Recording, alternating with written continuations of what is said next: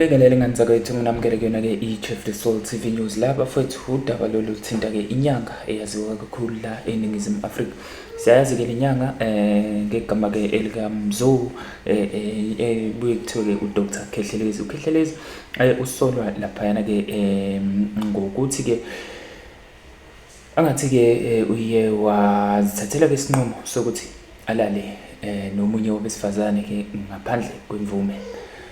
Lana-ke ama-accusations noma-ke ama-allegations siwabona-ke nje loke kuyasabalala nje kuya ngokuya because ngiqale ngabona-ke i-post lapho i-post-ke uLondi simazi la ku-YouTube ngoMgosi Entertainment epostile laphana-ke on Facebook, and then ngabona elinye ipage futhi hayi ngithi mangisesha futhi hayibo nakho kuvela ngempela futhi yabo.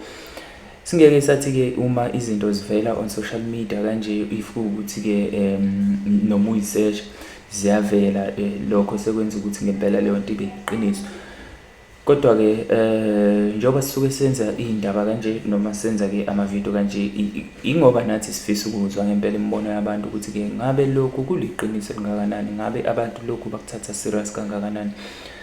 Kuthiwa-ke futhi laphana uma nje ngingakufundela-ke ngokwesigatshana lesi esilaphana Dr Khehlelezi, South African traditional healer, has been allegedly arrested for 4 counts of rape at the Norwood police station in Johannesburg.